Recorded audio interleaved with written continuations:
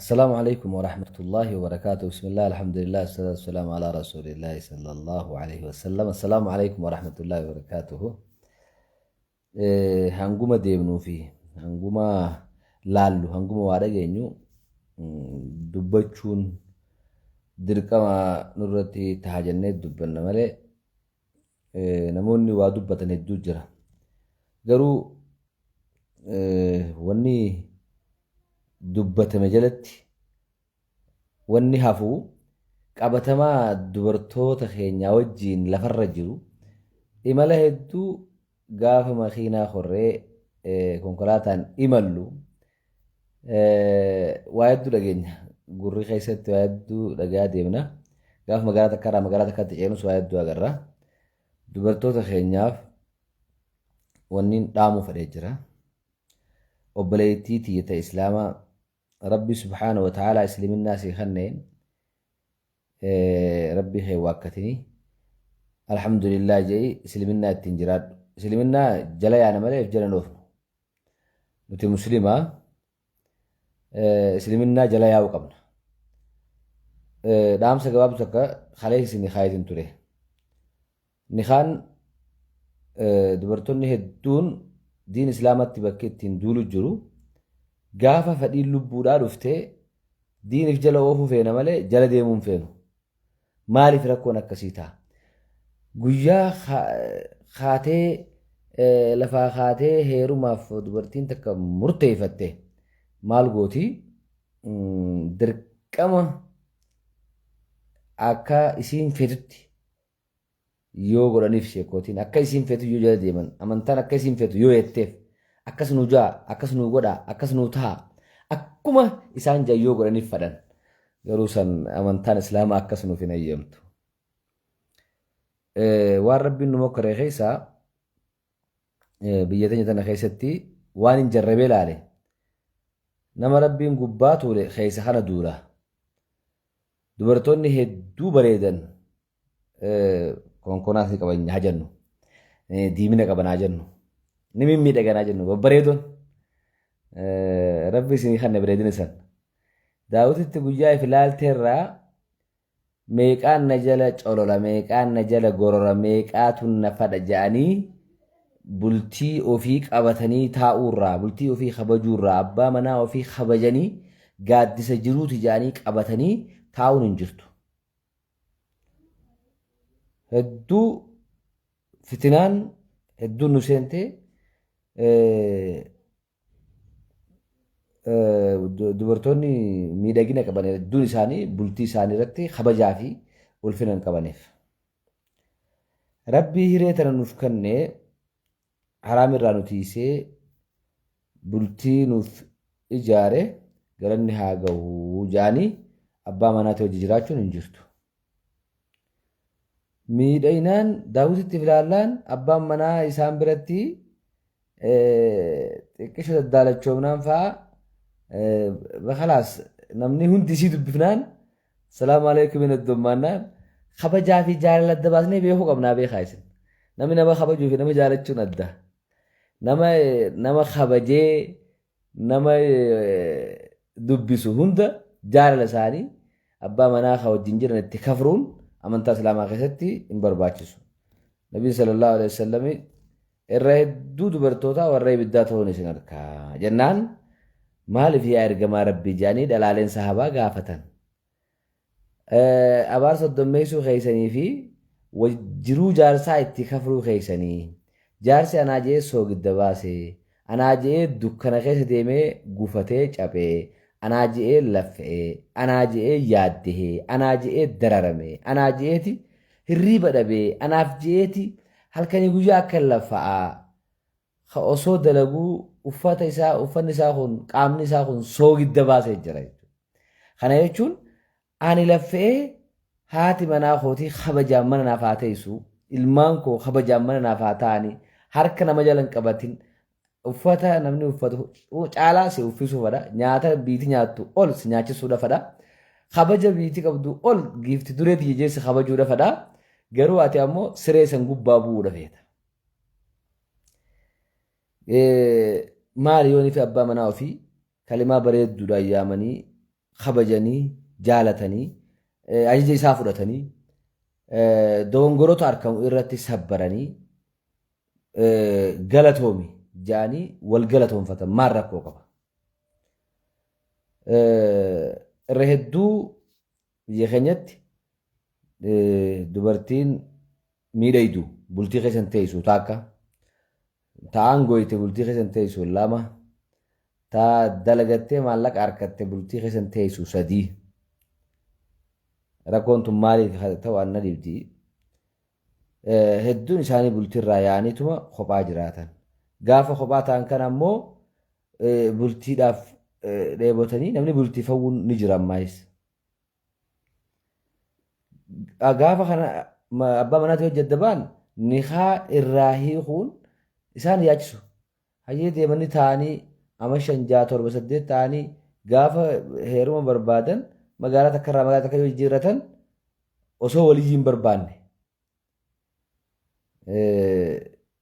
nikaa akkanumatti nikaa godhachuudhaaf yaalu sunis sirrii miti. Ani gabaabatti inni isin jedhu miidhagdanis miidhaga keessan rabbi isinii kanne harkattanis qabeenya keessan rabbi isinii kanne qabeenya qabdan sun qabeenyi kun sadarkaa takka irra hin taa'u.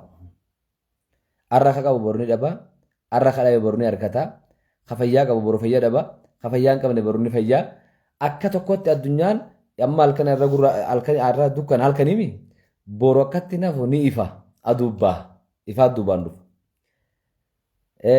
Yoon beeyne ni barata yoo jallate ni qaceela qaceelaanis jallatu mala na'uuzu billaahi minhu rabbiin jallina irraa nageenu haa baasu. Wanni guddaan isiniin jedhu hidaaya rabbi nuuf haa kennu diin islaamaa itti duuluu nun barbaachisu biyya takka irraa biyya takka jijjiirrachuudhaan nikaan ekspaareetiin ta'u fakkeenya dubartiin takka yoonii fi amante amma muslima taate waliyyiin isiidhaa qaadii islaamaati. Sheekootiin ganda hundaa qaadii ta'uuf hin dandeessu. Adil qudaa murteessitee imaama tokko ta'eedhaaf dubartii takka biratti amanteedhaaf maal jettan abbaa ta'uuf hin danda'u. Eenyutti taa'aaf jennaan أيما امرأة النبي صلى الله عليه وسلم دبرتها تاتاتو نكحت بغير إذن وليها فنكاحها باطل. نكان سيدا دبرتي ولي ملت نخايلت نخان سيدا هندي باطل نسقق قالت دبرتي تكرا مسلمنا تيورفته مسلمنا فرته خان نخاي سيدو دندو قادي إسلاماتي خان عالتي شيني تكو إمامة تيراف شيني تكو داعي تيراف شيني تكو مال تيراف تايا كسمان نخايلو اندندو سبو نخان قدي خنا وروني بياديمن بحارة طرف ورين كان نخا مقايسة دا أنا تران فتي نافمتي قادي أجائبات الجرا كان مقارشيهم ديدمي شم مالك إتوبيا فلتا جبوتي خنا تكرم منو نخا يدو جرا جا أو رب سوداد دا نخا مايس وصو هاتك كان غافني أبا مناخي رمتي جرتا أبا مناخي جرتا جرتا نخا سنقول قول لي فتي جرتا أما نهيخي تاكا أبو نهيخي جيخاتي نهيخي ما يتجاني قرصة فان كاياني لك يا دديمني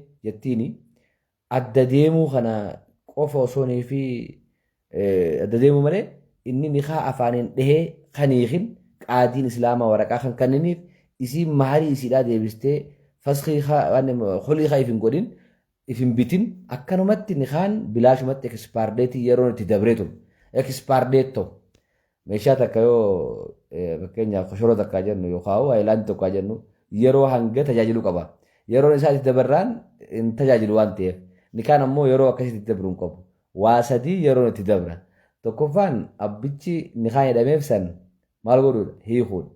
Lammaffaan qaadii islaamaa bira deemtee ofirraa fasqii godhuudha. Sadaffaan qolii maharii hannameef san deebistee if bituudha.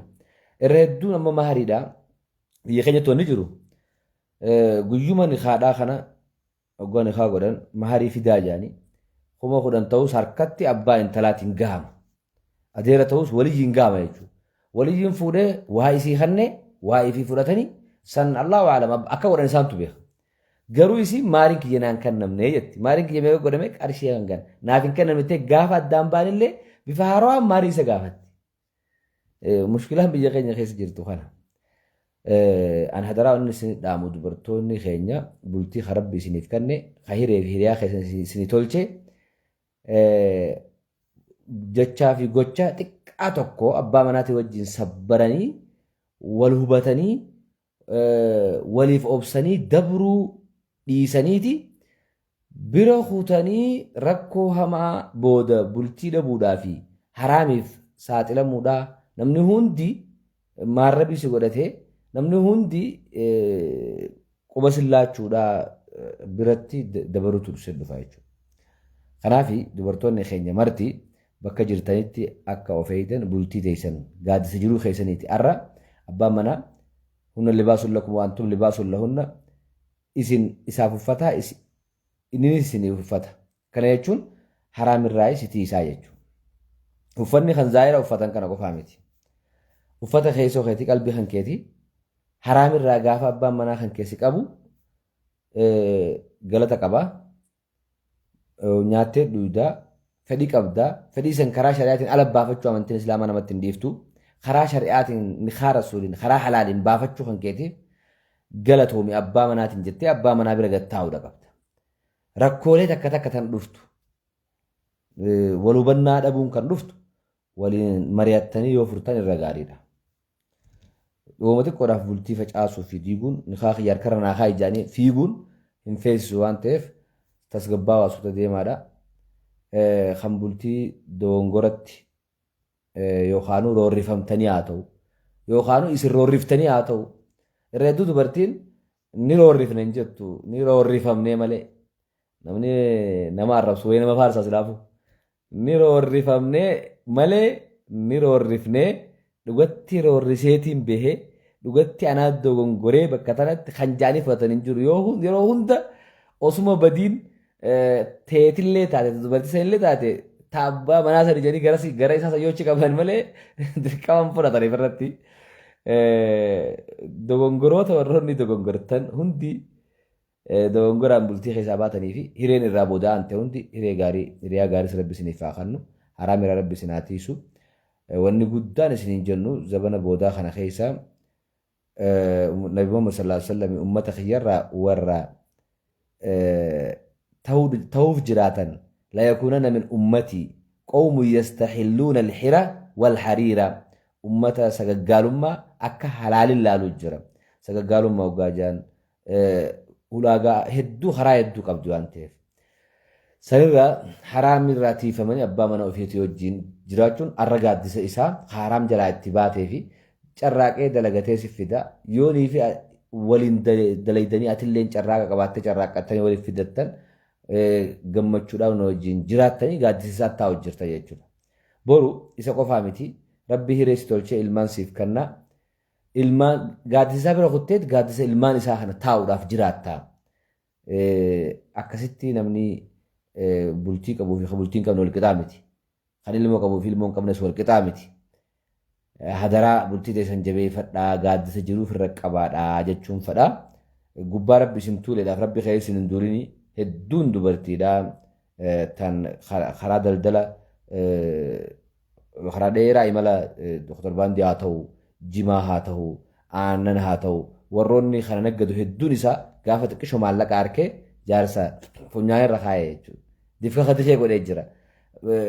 Nyaachuu wallaale ni quufee nyaachuun beeku maarroon ta'u kana ariinu kabiraatiin dhufaa maallaqa qabnaa mana qabnaa mala qabnaa kana gaggeessine kana finnaa jechuudha. Dhiirtii hanga maallaqa harkattuun hanga gartee diinagdee harkattuun haadha mana ofii gammachiisuu fi jiruu gammachuu takka jiraachuu fi irra olaantii nyaata nyaachisuu fi irra olaantii uffataa uffisuu fi jiruu isin gammaddu takka hawaasummaa keessatti ta'uu gabbaatu takka mul'attu takka isii mul'isuudha fadha. Dubartiin hanga maallaqa harkattuuni olaantummaa isii jabeeffattee abbaa mana isii boksiidhaan gaggeessee dachi jala dhabamsiisuu fi if jala bulchuu if kaddamsiisuu feeti. Diinagdee hangam fetee harkatte aangoo hangam fetee harkatte kabaja yoonii fi abbaa manaa firra qabachaa deemte ammoo ati kabajaan tante ol ida'aa deemu. Gaafa diinagdee harkadhe jettee abbaa manaa kee gadhaawaa deemte atis gakkufaat deemta. gakkufaat deemta. Maaliif jennaan bultii facaasuun sababa xiqqeenyaatirraa jalqaba. Ta bultii wallaaltee hiriyaan fi naman jetti an akka obboleessa keessanii tokkotti akka ilma xiqqaa qabatamaa lafarra jiru arkuu tokkotti gorsiin isin gorsu jiruun bu'aa bahii qabdi, gufuu gufaata qabdi. Gufuu gufaata xiqqaa tokkoof jecha bultii facaasu tiyyaafita isaatti dhiisa. Ani bakka amma adduunuu guura bakka naayii hunfadhu marroon ta'u jedhanii xiqqishu hogguu dhaabbatanii itti bubburanii ilaalan ammoo xiqqoo booda gaafa sana naa jarjaree jechuun yoo namatti illee amanu baatte hogga namni sitti haasa'ullee akkasitti amanu baatte dogongorallee harma isaa dhiibdee isumarra yoo laxxafaa deemtullee taate kophaa keessatti ammoo ni amantaa beeki. Kana nama bultii keessaa bahee jiru gaafadha. Kana nama bultii keessaa bahee jiru gaafadha. Kanaaf bultii gadhiistanii akkasitti oriiwuudhaaf bultii facaasuudhaaf hedduu yaadina. Yaa Rabbi warra Rabbiin subhaanahu wa ta'aalaa diinagdee kanneef warri beekumsa Rabbii kanneef warri nama beekumsa qaban muddu dubartii beekumsa qabdu fittiin fuudhinaa jaa namni dhiyeessuu eegale falama guddatti waan ta'eef. Anumaas si amanseetti malee hin amantu. Namni walirraa bu'uu jira bar. Osuma beeku walirraa gabbuu jira bar. Osuma arku akka nama nagarreetti xiqqoo bar hadiisuma keessa waan osumaan akkatti jaan arku akkana yennaan akkasii miti yennaan ijatti kijibsiise isin dhugoomsee warra ja'u jira. Namni walirraa bu'uu qaba jechuudha. Dubartiin baratte irraa namaan buutu jedhaniiti namni dubartiin baranne barbaada takka. Tokko qabatama lafarra jiru osoo baay'ee deemu ani baay'ee dalagaa jee dubartii bareedduu anarraa kaasi namni harkatti hin laanne hin qaqqabanne hin jiru jee.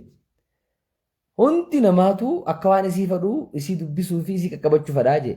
Dubartii hin bareenne hin miidhagne ammoo namni hundi hin dubbisu jee hin laaluusi jee. Ijarraacha qabatee deema jee. Ani amma jaartii gurraattiin fuudhee manaa qabanaan jee mucaan shufeera baay'ee tokko waan ajaa'iba natti ta'urraa jechuudha.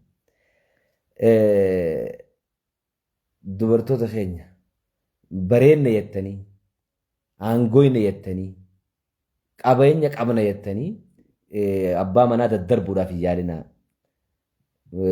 Huccuu waliin martanii borsaa alatti hin darbinaaf. Carraa Rabbiin isin tolchee dinagdee Rabbi isiniif kenne kanatti yoo abbaa manaa qabaatte osoo dinagdee qabduut kabaja qabdi, ulfina qabdi. Akka namni osoo inni hin qabne akka nama qabeenya inni qabuu gootee isa kabajjee ol kaatee fi waan inni jedhu gootee fi abbaa mana ofiidhaa haadiba ittiin dhiiftu ofii haddamtee jiraatti yoo jaan mee hangam takka ati ni faarfamte moo ni arrabsamte. Qabeenyaan qabattee bara abbaa manaa ariitii kanarraa kaan jijjiirti kaanirraa kaan jijjiirti maqaan kunii fi ni kabajji jechuun kun walitti walqixaa. Miidhagaan qabattee hedduun isii baatee ni naggadeettee torbaantii fi mala karaa deemu bakka maqaa irraa buuftee maal gooti gaa uno kaate ni naggadeettee deemti. Eessa oltee eessa bultee maaltu isii gaafatee gana mintoo marro maqaan kee akkatti kabajni kan kee sharafni kee bu'uu gaariidha. Naggaduma san naggadatuufuu bar abbaa mana tokko si fe'isa. Amantiin Islaamaa kophaa dubartiin waa sadiif akka hin deemne jee. Takka yookaan waa lama. Tokkoffaan kophaa yoo jiraatte sobee itti haasawaa itti fakkeessu ni sobamti. Lammaffaa yoo sodaachise ni sodaatamti. Lubbuu tiyyaa if hambisuu naa wayii jettee waan barbaaddu harkadhu lubbummaan tiyya naa haftu jetti. Imala tokko deemuuf bararra dhiira tokko isii fe'isa. Kanaaf Rabbiin subhaanahu wa ta'aalaa zabana aafaataa fi fitinaa addaa keessa jirra. Namni amma dargaggoon zabana dubartii barattee fi dubartii qaroomtee akkanatti waa qabna waa beena jettu sodaatee irraa dheessu jiru keessa jirra. Dubartii aangoytees irraa dheessan, dubartii qabeenya harkattees irraa dheessan, dubartii miidhagdees namuu irraa dheessa. Daawwitii keessa guuf ilaalte hundaa'u nuti nu tuffattee nu biraa deemuu dhafeeti jedhanii namni irraa dheessuudhaaf deema waan ta'eef zabana aafaataa zabana fitinaa tokko keessa jirra. Ha bultii qabattan mee adaraa bultii keessan jabeeffadhaa.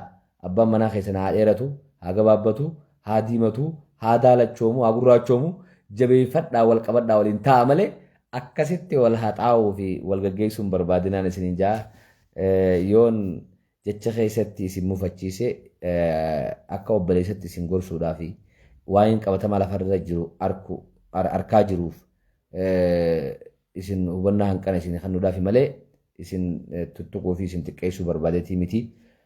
Nikaan magaalaa takka irraa magaalaa takka jijjiiruuf baadiyyaa magaalaa seenuuf bakka namni isin beekne dhaquudhaaf nikaan ekspaardeetiin ta'u nikaaf irraa hiitan malee hin heerumina dhaamsa kiyya waliyyii malee hin heerumina akaakota nama tokko haareeta qabu haareenni addaate gartanii tokko hararraa qabdanii adeera kiyya inni kun bar maarroo kiyya nikaan na godhuu ni danda'a jettanii akkasuma nama biraan fidinaadha waliyyii keessan barbaaddadhaa nikaas godhadhaa diin irratti diiniin tikamaa diiniin dalla'oo ifijjaara haraamirraa of eegaa rabbii keessan kadhadhaa hiriyaa fi hiree gaarii rabbi isiniif haa kennu. Assalaamu alaikum warahmatullaahi wabarakaatuh.